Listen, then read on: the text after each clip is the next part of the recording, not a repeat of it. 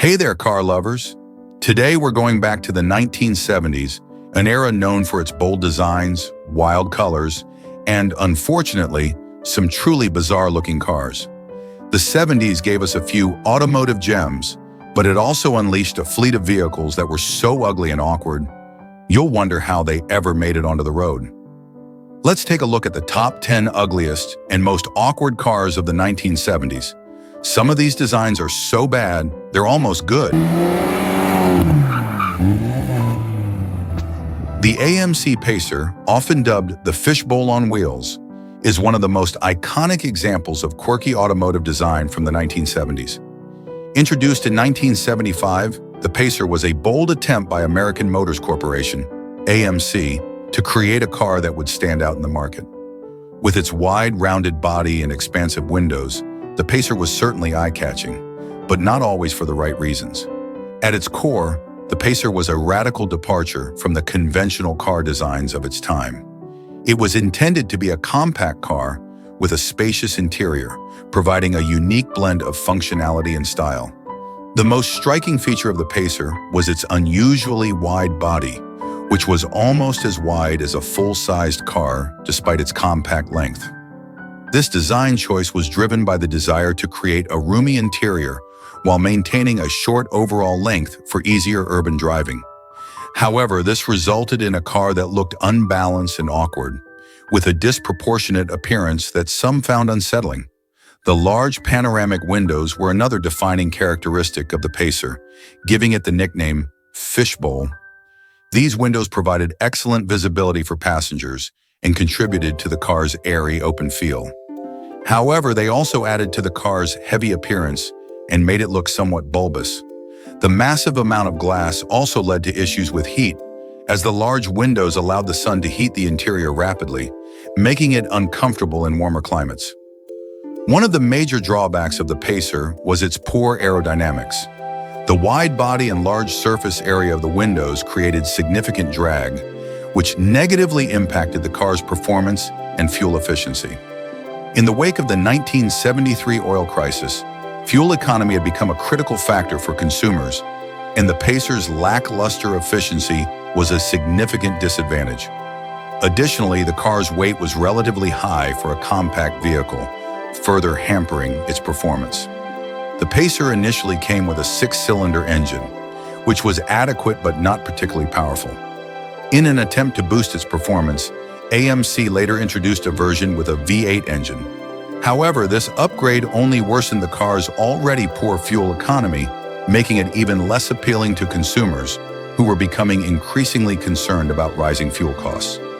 Despite its innovative approach and the spacious, comfortable interior that some buyers appreciated, the Pacer ultimately failed to resonate with the broader market. Its unusual appearance, combined with mediocre performance and poor fuel efficiency, made it a tough sell. Although it has since gained a cult following for its distinctive look and place in automotive history, the Pacer is remembered more as an oddity than a success. The AMC Pacer's legacy is one of bold ambition that fell short of its goals. It was a car that tried to break the mold, but in doing so, ended up being too different for its own good. While it's celebrated today as a symbol of 1970s automotive eccentricity, at the time, the Pacer struggled to find its place in the market, and its commercial failure reflected that disconnect. The Ford Pinto wagon, introduced in the early 1970s, was envisioned as a practical, cost-effective family vehicle designed to meet the burgeoning demand for affordable transportation. While the car aimed to fulfill its role as a functional, budget-friendly option, its design and safety issues ultimately overshadowed its initial intentions. Visually, the Pinto wagon was characterized by a boxy, utilitarian design that prioritized function over form. The car's exterior featured a sharply angular shape, which, while practical for maximizing interior space, contributed to a less-than-aesthetic appearance. The small wheels in particular seemed almost comically undersized in relation to the car's overall dimensions, accentuating its awkward and somewhat clunky look. The long rear overhang, intended to provide additional cargo space, further added to the vehicle's bulkiness, giving it an unbalanced and somewhat ungainly profile. To many observers, the Pinto wagon resembled a rolling lunchbox more than a streamlined family car, and its design did little to inspire admiration or excitement. Inside, the Pinto wagon's interior reflected its budget-conscious design philosophy. The cabin was straightforward and functional, featuring minimalistic controls and basic materials. While the interior space was generous for a compact car, offering decent room for both passengers and cargo, it lacked the refinement and comfort of more upscale models. The emphasis was squarely on practicality, with a focus on delivering the essential features needed for daily driving, rather than providing a luxurious or visually appealing environment. However, the Pinto wagon's most notorious issue lay not in its design, but in its safety record. The vehicle was equipped with a rear-mounted gas tank, a decision intended to maximize cargo space, but which proved to be a severe safety oversight. Positioned directly behind the rear axle, the gas tank was vulnerable to damage in the event of a rear-end collision. This design flaw made the Pinto wagon highly susceptible to fuel tank ruptures and fires during accidents. The consequences of this defect were severe, with reports of fires and explosions occurring even in relatively minor collisions. The Pinto wagon's safety issues came to widespread public attention due to a series of high-profile accidents and subsequent investigations. It was revealed that Ford had been aware of the potential danger posed by the rear-mounted gas tank, but had decided against a costly recall and redesign. Instead, the company chose to continue producing the Pinto with the flawed design, a decision driven by cost considerations and a controversial cost-benefit analysis that weighed the expense of fixing the problem against the potential costs of legal settlements. This decision was seen as a flagrant disregard for consumer safety and ethics. The resulting backlash from the public and regulatory bodies was swift and severe. The Pinto wagon, along with the entire Pinto line, became synonymous with corporate negligence and safety failures. The controversy surrounding the vehicle contributed to significant damage to Ford's reputation and led to increased scrutiny and regulatory changes within the automotive industry. Despite attempts by Ford to rectify the situation and improve the Pinto's design, the damage to the vehicle's reputation was irreversible. The Pinto wagon's legacy is now remembered not for its practical features or intended affordability, but for its glaring safety issues and the moral and ethical questions surrounding its production. The vehicle serves as a cautionary tale about the perils of compromising safety for cost savings and remains one of the most infamous examples of automotive failure in history. In conclusion, the Ford Pinto wagon stands as a poignant example of how design and safety considerations can profoundly impact a vehicle's legacy. While it was conceived as a practical solution for budget-conscious families, its flawed design and catastrophic safety issues ensured that it would be remembered for all the wrong reasons. The Pinto wagon's story highlights the critical importance of balancing cost, design, and safety in automotive manufacturing, and serves as a lasting reminder of the consequences of failing to do so. The AMC Gremlin stands as a distinctive relic of 1970s automotive experimentation, a decade when car manufacturers grappled with the demands for smaller, more economical vehicles in response to the oil crisis and changing consumer preferences. Launched by American Motors Corporation, AMC, in 1970, the Gremlin was an ambitious attempt to capture a segment of the burgeoning subcompact car market.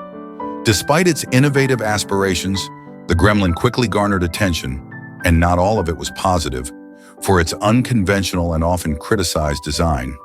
From the outset, the Gremlin was conceived as a response to the shifting landscape of the automotive industry. The 1970s saw a significant move towards smaller, fuel-efficient cars, driven by the oil embargoes and the rising cost of gasoline. The American automotive market, traditionally dominated by larger, more powerful vehicles, faced a stark transformation. The Gremlin was AMC's entry into this new arena, designed to be a cost-effective, compact car that could offer practicality without sacrificing too much in terms of style or performance. The Gremlin's design was one of its most controversial aspects. Unlike its more harmoniously styled competitors, the Gremlin featured a front end that was relatively conventional for the era, with a straightforward grille and headlamp arrangement.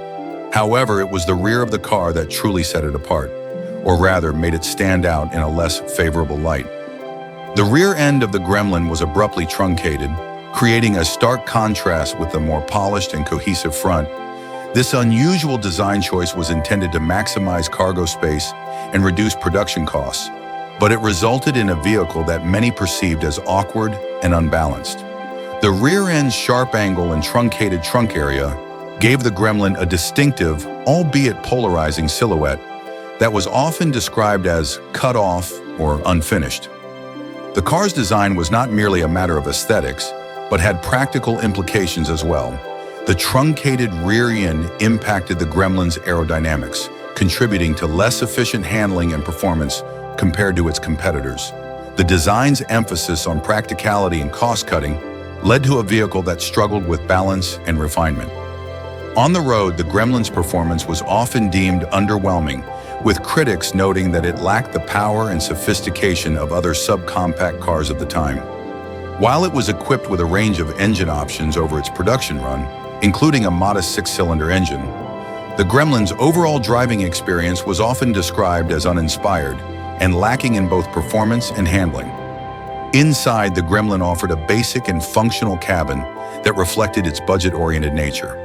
The interior was designed to be practical and cost-effective, with straightforward controls and minimalistic materials. While the cabin provided adequate space for a subcompact car, it did not offer the refinement or comfort found in more upscale models. The emphasis on keeping costs down meant that the Gremlin's interior was functional, but lacked the flair or sophistication that could have enhanced its appeal. Despite its innovative approach and the novelty of its design, the Gremlin struggled to capture the public's imagination and secure a lasting place in the market. Its unconventional appearance, coupled with its performance shortcomings, contributed to its reputation as one of the more controversial cars of the 1970s. While the Gremlin did achieve some level of success and developed a niche following, it was ultimately overshadowed by more conventional and successful competitors in the subcompact market. In retrospect, the AMC Gremlin represents a fascinating chapter in automotive history, reflecting the challenges and risks associated with designing and marketing vehicles in a rapidly evolving industry. Its role as an early American subcompact car and its bold, if controversial, design choices highlight the era's experimental spirit. While it may not have achieved the widespread acclaim or commercial success that AMC had hoped for, the Gremlin remains a noteworthy example of 1970s automotive innovation and a reminder of the era's shifting automotive landscape. The Reliant Robin is a car that has achieved a certain level of infamy, largely due to its unconventional design and notorious stability issues. Introduced in 1973 by the British manufacturer Reliant, the Robin was a three-wheeled vehicle that sought to offer an affordable and economical transportation solution during a time of economic uncertainty. However, the car's unique design and inherent instability became the stuff of legend, though not for the reasons its creators might have hoped. At first glance, the Reliant Robin's most striking feature is its three-wheeled configuration. Unlike traditional four-wheeled cars, the Robin has two wheels at the rear and one at the front, which immediately sets it apart in terms of appearance and functionality. This layout was intended to keep manufacturing costs low and benefit from tax breaks available for three-wheeled vehicles in the UK. However, the design also introduced significant challenges, particularly concerning stability and handling. The car's three-wheeled nature was both its strength and its Achilles heel. On the one hand, the reduced number of wheels and compact size meant lower manufacturing costs and better fuel efficiency. On the other hand, the reliance on a single front wheel for steering and stability created inherent problems. The Robin's design was prone to tipping over, especially when navigating corners or making sudden maneuvers. This was not merely a theoretical risk. There were numerous reports of Reliant Robins flipping onto their sides or roofs, which earned the car a reputation for being dangerously unstable. Adding to the Robin's notoriety was its appearance. The car's design featured a pronounced front end that housed the single steering wheel, while the rear had two wheels spaced relatively far apart. The shape was often described as awkward and ungainly, with a somewhat bulbous body that contributed to its distinctive look. In terms of aesthetics, The Robin was rarely praised, and its design was frequently ridiculed in popular media. The Reliant Robin's struggles extended beyond just its handling and looks. The vehicle's build quality was often questioned, with reports of issues ranging from subpar materials to inconsistent assembly. Although the Robin was intended to be an economical car, its reliability and overall performance frequently fell short of expectations. The car's small engine and minimal features reflected its budget-oriented design, but these elements did not compensate for its significant drawbacks in stability and safety. Despite its flaws, the Reliant Robin found a niche market, particularly among those seeking an affordable and economical mode of transportation. It was popular with some buyers due to its low cost and tax advantages. However, the car's reputation was severely tarnished by its instability and the public's perception of its awkward appearance. The Robin became a cultural reference point for bad cars, often featured in comedy sketches and television shows as a symbol of automotive failure. In retrospect, the Reliant Robin stands as a notable example of ambitious design choices meeting harsh practical realities. While it was innovative in its attempt to provide a low-cost alternative to traditional cars, its execution left much to be desired. The Robin's legacy is a mix of humor and caution, serving as a reminder of the challenges faced by designers when pushing the boundaries of conventional automotive design. Despite its best intentions, the Reliant Robin is remembered more for its quirks and shortcomings than for its contributions to automotive history. The Bricklin SV1, which debuted in 1974, is a compelling case study in automotive ambition gone awry. Marketed as a safety vehicle, the SV1 was designed with the intention of setting new standards for automotive safety, while also making a bold stylistic statement. Unfortunately, it ended up being more of a cautionary tale about the perils of overreaching in design and execution. At first glance, the SV1 certainly seemed to embody the futuristic vision its creators had in mind. The car's most striking feature was its gull-wing doors, which were intended to offer a dramatic flair while providing practical benefits, such as ease of access in tight parking situations. However, these doors, while visually impressive, quickly became one of the vehicle's Achilles heels. They were heavy and complex, leading to frequent mechanical failures and difficulties in day-to-day use. The sheer weight of the doors made them cumbersome, and their tendency to malfunction created more problems than they solved. The body of the SV1 was made from fiberglass, chosen for its potential to resist impact and provide a lightweight alternative to traditional steel. While this choice of material was intended to contribute to the car's durability and performance, the end result was less than stellar. The fiberglass body was often criticized for its awkward, chunky appearance. Rather than achieving the sleek, modern aesthetic that was presumably intended, the car looked bulky and unrefined. The design lacked the finesse and coherence that could have made it appealing, and instead it appeared as a misguided attempt at futuristic styling. Performance-wise, the SV1 fell short of expectations.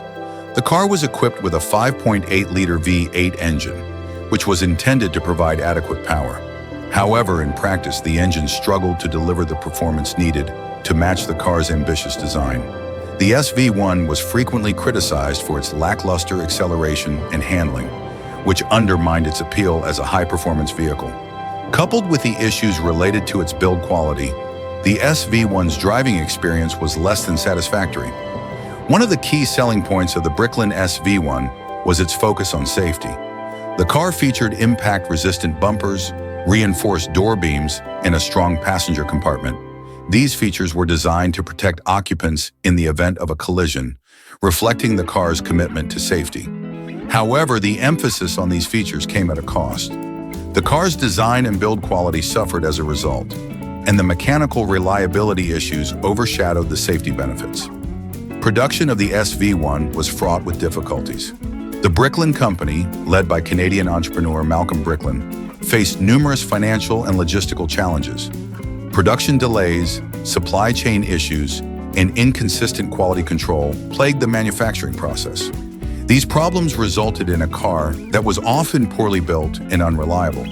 The high production costs and the inability to streamline the manufacturing process contributed to the car's financial struggles. The Bricklin SV1's commercial failure was compounded by the broader context of the automotive market in the 1970s. During this period, the industry was grappling with economic downturns, rising fuel prices, and changing consumer preferences. The SV1, with its high price point and niche appeal, struggled to find a market amid these challenges. The car's limited production run and the company's financial troubles ultimately led to its discontinuation after just a few years. In retrospect, the Bricklin SV1 stands as a fascinating example of a well-intentioned concept that faltered due to a combination of design missteps, production issues, and market realities. While the car's focus on safety and its distinctive design were noteworthy, the execution fell short of creating a viable and successful product. The SV1 remains an interesting chapter in automotive history, remembered for its quirks and flaws rather than any significant achievements. Its legacy serves as a reminder of the complexities involved in bringing ambitious automotive designs to life and the importance of aligning vision with practical execution. The Citroën Ami 8, which debuted in 1969, represents an intriguing chapter in automotive design history. As an evolution of the original Citroën Ami, the Ami 8 sought to refine the concept of affordable, practical transportation while introducing a distinct and unconventional aesthetic.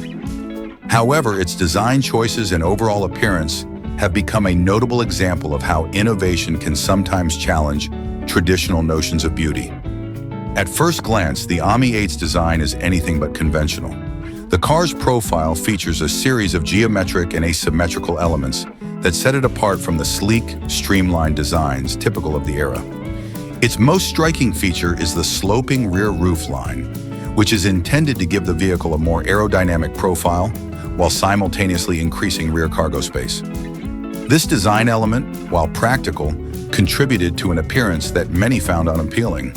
The rear end of the Ami 8, with its narrow vertical rear windows and an unusually steep slope, creates a visual contrast with the more conventional front end, which is characterized by its rounded headlights and a relatively traditional grille. The Ami 8's proportions further contribute to its distinctive look. The car features a relatively narrow body, which enhances interior space but results in a somewhat awkward stance.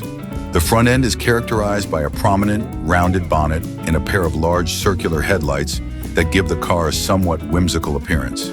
In contrast, the rear of the vehicle is marked by its sharp, angular lines and the aforementioned sloping roofline, creating a visual dissonance that was not universally embraced by the automotive public. From a functional perspective, the Ami 8 was designed with practicality in mind. The car's compact dimensions made it ideal for urban environments, where maneuverability and parking space are at a premium. The high roofline and generous interior space provided ample room for passengers and cargo, making the Ami 8 a practical choice for families and individuals alike. The vehicle was powered by a modest 602 cubic centimeter engine, which offered sufficient performance for everyday driving while contributing to the car's economical operation. Despite its practical attributes, the Citroën Ami 8 struggled to win widespread acclaim for its aesthetic qualities.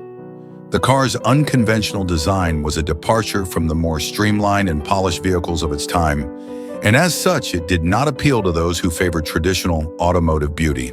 The Ami 8's appearance was a clear departure from the norms of the era, reflecting Citroën's willingness to prioritize functionality over form. The Ami 8 also features an interior that reflects its utilitarian design philosophy. The cabin is straightforward and functional, with simple controls and an emphasis on durability. While it may not have offered the luxury or refinement of more premium vehicles, the Ami 8's interior was designed to be practical and user-friendly, with a focus on maximizing interior space and comfort. In retrospect, the Citroën Ami 8 stands as a testament to the brand's innovative spirit and commitment to practical design. Its unique appearance and functional attributes make it a fascinating case study in how automotive design can evolve in response to changing needs and preferences. While it may not have been celebrated for its beauty, the Ami 8's legacy lies in its ability to challenge conventional design norms and offer a practical solution for everyday transportation. The Subaru Brat, bi-drive recreational all-terrain transporter, holds a unique place in automotive history due to its unconventional design and innovative features. Introduced in 1977, the Brat was Subaru's attempt to merge the practicality of a pickup truck with the comfort and maneuverability of a passenger car, creating a vehicle that was versatile yet quirky. At first glance, the Subaru Brat's design is immediately striking. Its most unconventional feature is the rear seating arrangement, which sets it apart from most vehicles of its time. Instead of a traditional cargo bed, the Brat featured two seats installed directly in the truck bed. These seats were positioned back to back and faced the rear of the vehicle, providing a unique open-air experience for passengers. This arrangement was not just a novel design choice, but was also intended to make the BRAT more appealing to buyers who needed the utility of a truck, but wanted the added flexibility of additional seating. The rear seats could accommodate up to 2 passengers, allowing the Brat to function as a small, 4-seater vehicle, a feature that was quite innovative for its time. The Brat's design was a blend of both car and truck elements. Its low ride height and relatively small size made it more car-like compared to the traditional pickup trucks. This design choice contributed to a more comfortable ride on paved roads, but compromised its off-road capabilities compared to higher-riding trucks. The vehicle featured a boxy, utilitarian shape with angular lines and a simple, functional front grille. The overall appearance was practical and straightforward, focusing more on utility than aesthetic flair. Under the hood, the Subaru Brat was equipped with a modest 1.6-liter engine, which provided adequate power for its size, but did not deliver high performance.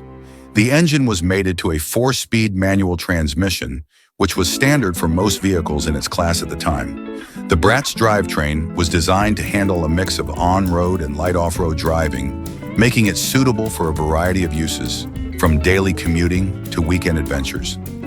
One of the Brat's notable features was its all-wheel drive system, which was a significant advantage for a vehicle in its segment. The system allowed for better traction and stability in various driving conditions, enhancing the Brat's versatility. However, the vehicle's off-road capabilities were limited by its low ground clearance and relatively small tires, which were designed more for urban driving than rugged terrain. Despite its innovative features and unique design, the Subaru BRAT faced mixed reactions from the public. Its unconventional appearance and the rear seating arrangement, while novel, were not universally appreciated. Some viewed the Brat as a quirky, innovative vehicle that offered a fresh alternative to traditional pickup trucks, while others found its design awkward and impractical.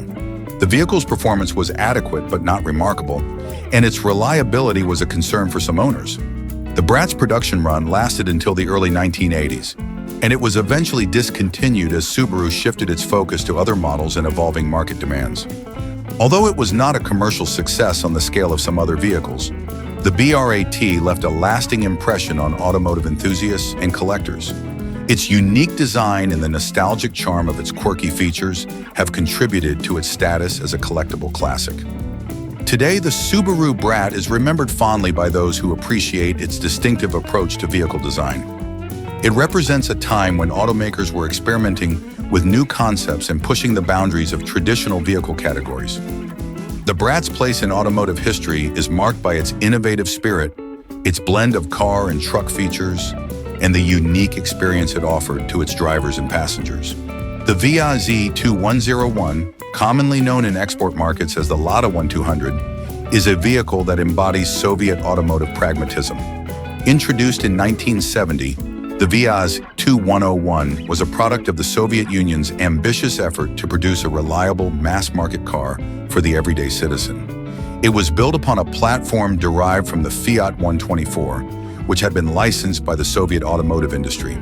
The aim was to create a car that was both functional and economical, suited to the driving conditions and maintenance practices of the Soviet era.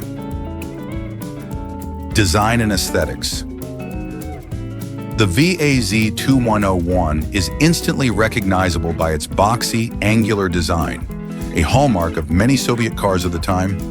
Its exterior is characterized by a large prominent grille, flat, rectangular headlights, and simple, unadorned lines.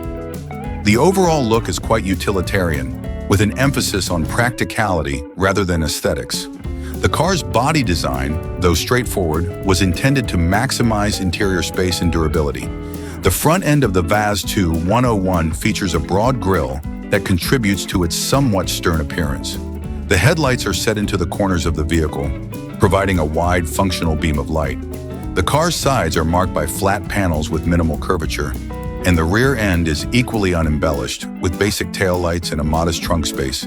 The design language reflects a commitment to utility over style, focusing on functionality and ease of production. Interior and comfort. Inside, the Vaz 2 101 continues its focus on practicality. The dashboard is straightforward, with large, easily readable dials and minimalistic controls. The materials used in the interior are durable but basic, reflecting the car's utilitarian purpose. The seats, though not luxurious, are designed for comfort and longevity, suitable for long journeys across varied terrain. The interior space is efficiently utilized, providing ample room for passengers and cargo. The rear seat area offers reasonable comfort, though it lacks the advanced features and refinements found in contemporary Western vehicles. The overall cabin experience is functional, designed to serve the needs of its occupants rather than to impress with luxury. Performance and reliability. Under the hood, the Vaz 2 101 is equipped with a 1.2-liter engine, which delivers modest performance suited to its role as a reliable family car. The engine, while not powerful by modern standards, provides adequate propulsion for everyday driving. Its simplicity is a key factor in its reliability, making it easier for owners to perform basic maintenance and repairs. The Vaz 2 101's mechanical design prioritizes durability and ease of maintenance. The car's suspension and drivetrain are robust, designed to handle the often challenging road conditions of the Soviet Union. This emphasis on reliability and straightforward engineering contributed to the car's long-lasting popularity in its home market. Cultural and historical impact. The Vaz 2101 is more than just a vehicle. It represents an era of Soviet automotive history. It was a car that embodied the principles of practicality and reliability, serving as a dependable means of transportation for millions of Soviet citizens. Its design and engineering reflect the priorities and constraints of the era, focusing on producing a car that was functional and easy to maintain in a context where resources and technology were often limited. While the Vaz 2101 may not be celebrated for its design or innovation, it holds a significant place in the automotive history of the Soviet Union. Its enduring presence on the roads and its role in the everyday lives of its drivers speak to its success in fulfilling its intended purpose. Despite its unremarkable appearance, the Vaz 2 101 remains a symbol of Soviet automotive engineering and the practical needs of its time. The Lotus Europa, introduced in 1966, stands out in the automotive world for its distinctive and polarizing design. This sports car was designed with both performance and innovation in mind, but its unconventional looks often led to mixed opinions. Design and aesthetics. The Lotus Europa is immediately recognizable by its flat, low-slung body, which many critics liken to a doorstop on wheels. Its design was heavily influenced by Lotus founder Colin Chapman's philosophy of lightweight and efficient engineering, but it resulted in a car with some rather unique proportions. The Europa's sleek, almost horizontal lines, combined with its wide stance, created a silhouette that was quite different from other sports cars of the time. One of the most talked about aspects of the Europa's design is its rear end. The car features a distinctive rear hatch that juts out prominently, giving it an unusual appearance that has been described as awkward by some observers. This design choice was functional, allowing for better access to the engine compartment, but it contributed to the car's somewhat unconventional aesthetic. Interior and comfort. Inside, the Europa continues its focus on performance over luxury. The cabin is relatively Spartan, with a minimalist approach that prioritizes driving dynamics over comfort and refinement. The interior is designed to be lightweight and functional, with simple controls and instruments that provide essential information to the driver. The Europa's seating is positioned quite low, enhancing the driver's connection with the road. However, This low seating position, combined with the car's compact dimensions, can make ingress and egress somewhat challenging. The interior is designed to maximize the driving experience rather than passenger comfort, which is in line with Lotus's performance-oriented philosophy. Performance and engineering. Underneath its unusual exterior, the Lotus Europa is a well-engineered sports car. It features a mid-engine layout with a 1.6-liter four-cylinder engine that provides lively performance. This engine placement contributes to the car's excellent handling and balance, allowing it to navigate corners with precision and agility. The Lotus Europa, introduced in 1966, is a distinctive and somewhat polarizing sports car that has left a significant mark in automotive history. Its design, while innovative and reflective of the era's experimental spirit, often elicits strong opinions, both positive and negative. Here's a detailed look at this unique vehicle. Design and aesthetics. Exterior appearance. The Lotus Europa's design is one of its most striking features. The car's body is low and flat, giving it a profile that some enthusiasts liken to a doorstop on wheels. This characteristic shape is largely due to the car's focus on aerodynamic efficiency and lightweight construction. The Europa's long, flat hood, sleek lines, and minimalistic front end are intended to reduce drag and improve high-speed stability. The rear of the Europa is particularly notable for its unusual design. It features a large angular rear hatch that provides access to the engine bay.